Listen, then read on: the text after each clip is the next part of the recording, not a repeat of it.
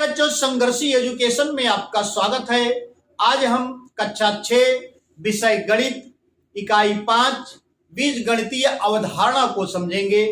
तो बीजगणितीय अवधारणा को समझने के लिए सबसे पहले हमें बीज को समझना होगा कि बीज क्या होता है। इसे समझने के लिए हमने एक प्रयोग किया है, आइए इसको देखते हैं। ये हमने एक डिब्बा बनाया है, इसको हमने डिब्बा संख्या 1 का नाम दिया है। इसमें कुछ कलमें रखी हैं। यदि मैं आपसे पूछूं कि इस डिब्बे में कितनी कलमें हैं तो आप गिन करके बता देंगे 1 2 3। कितनी कलमें हैं? 3 कलमें हैं। तो आइए लिख लेते हैं। पहले डिब्बे में कलमों की संख्या बराबर 3। एक डिब्बा और हमने बनाया है, इसे डिब्बा संख्या 2 का नाम दिया है, जैसा कि आप देख सकते हैं। अगर मैं पूछूं कि इस डिब्बे में कितनी कलमें हैं तो आप इसे तुरंत नहीं बता पाएंगे, आप कह देंगे कि कुछ कलमें हैं। तो आइए लिख लेते हैं कि दूसरे डिब्बे में कलमों की संख्या बराबर कितनी हो गई? कुछ। अब इस कुछ को प्रदर्शित करने के लिए हम एक अक्षर का प्रयोग करते हैं। यहां पर हमने यक्स अक्षर का प्रयोग कर लिया है।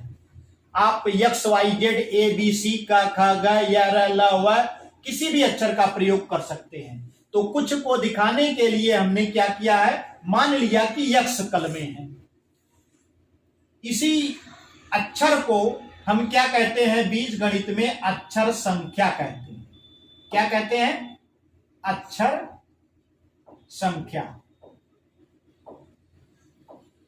अब इसे अक्षर संख्या क्यों कहा जाता है?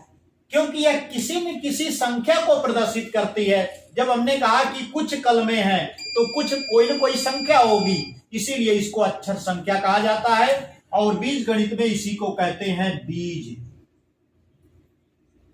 क्या कहते हैं? बीज।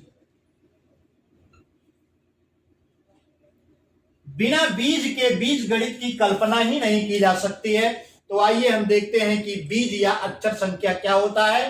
परिभाषा के अनुसार किसी अज्ञात संख्या को अंग्रेजी वर्णमाला के X Y Z A B C आदि या हिंदी वर्णमाला के क ख ग या र ल व आदि अक्षरों से व्यक्त करते हैं। इन संख्याओं को अक्षर संख्या या बीज कहते हैं।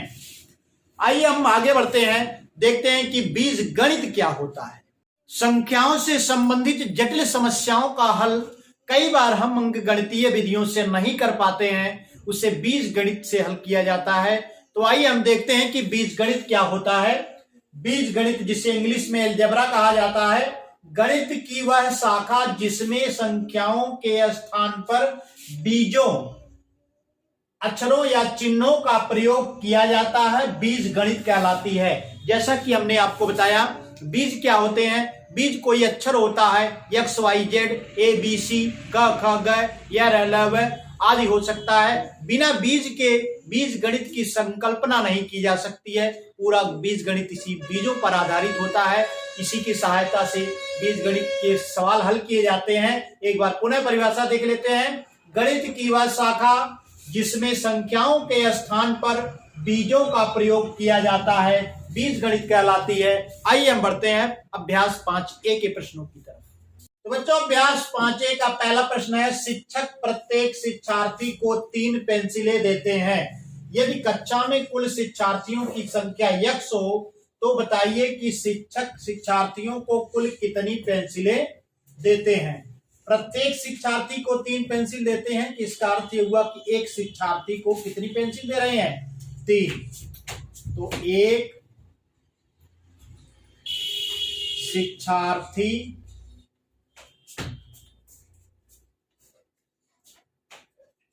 को दी गई पेंसिल बराबर कितनी है? 3। क्योंकि एक शिक्षार्थी को दी गई एक पेंसिल बराबर 3। अब कक्षा में कुल शिक्षार्थियों की संख्या x है, इसलिए x शिक्षार्थियों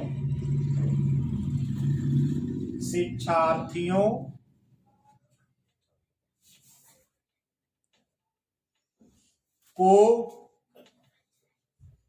दी गई पेंसिलें बराबर। ध्यान दीजिए, शिक्षार्थियों की संख्या 1 थी तो पेंसिल कितनी गई थी? 3।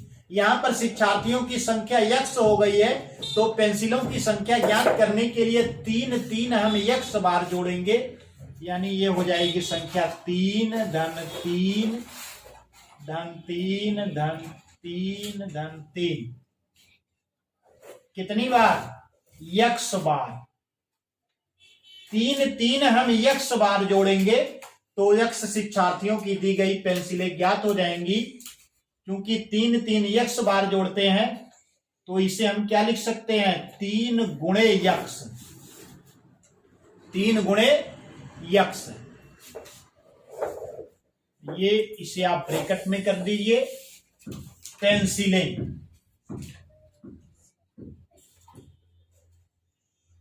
ये हो जाएगा 3 गुणे x पेंसिलें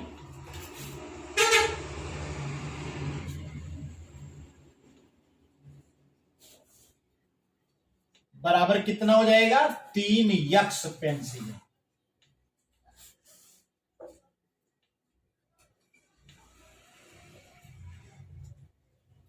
यही हमारा आंसर हो गया। शिक्षक शिक्षार्थियों को जो पेंसिलें देते हैं उनकी संख्या हो जाएगी 3x पेंसिलें।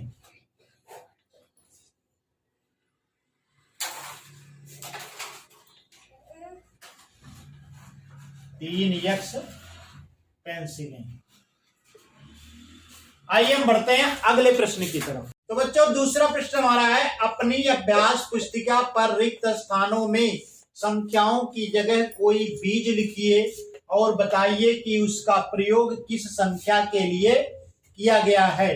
जिसका पहला खंड है 12 धन 5 बराबर 17। और यहां पर आप देखिए लिखा गया खाली स्थान धन 5 बराबर 17। तो यहां पर हम क्या प्रयोग करेंगे? एक बीज यानी x का प्रयोग कर दिया। x धन 5 बराबर 17 है तो x बराबर कितना हो जाएगा? 12। तो x का प्रयोग हमने किसके लिए किया है? संख्या 12 के लिए किया है।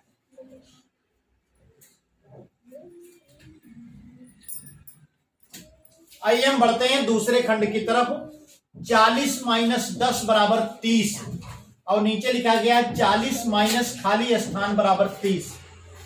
तो हमने यहां पर किसी बीज का प्रयोग करना था तो हमने x मान लिया।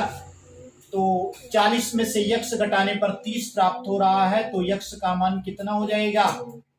10। यानी 10 के स्थान पर ही तो हमने x का प्रयोग किया है तो x बराबर हो गया 10। आगे बढ़ते हैं। 4 गुणे 6 बराबर 24। तो खाली स्थान गुणे 6 बराबर 24। तो यहां पर हमने एक बीज x का प्रयोग कर लिया है। तो x आप देख सकते हैं 4 के स्थान पर प्रयोग किया गया है तो इसका आंसर हो जाएगा आंसर x बराबर 4। यहां पर हम x का प्रयोग कर रहे हैं। आप x y z a b c का ख किसी भी बीज का प्रयोग कर सकते हैं। यहां पर आप देखिए चौथे खंड में है 35 भागे 5 बराबर 7 है। तो 35 भागे खाली स्थान बराबर 7 यानी 5 के स्थान पर यहां पर बीज का प्रयोग करना है तो x का प्रयोग हमने किया तो आंसर बराबर हो जाएगा x का मान क्या हो जाएगा? x बराबर 5 क्योंकि 5 के स्थान पर x का प्रयोग किया गया है और 35 में 5 से भाग देने पर 7 प्राप्त होगा इसलिए x का मान कितना हो जाएगा? 5 हो जाएगा। इस प्रकार से दूसरा प्रश्न हल हो गया है। उम्मीद करता हूं कि आपकी समझ में आ रहा होगा और यदि आपकी समझ में आ रहा है तो संघर्ष एजुकेशन यूट्यूब चैनल को सब्सक्राइब करें और बेल आइकन को प्रेस करें जिससे हमारे नए नए वीडियोस की नोटिफिकेशन आपको बराबर मिलती रहे। धन्यवाद।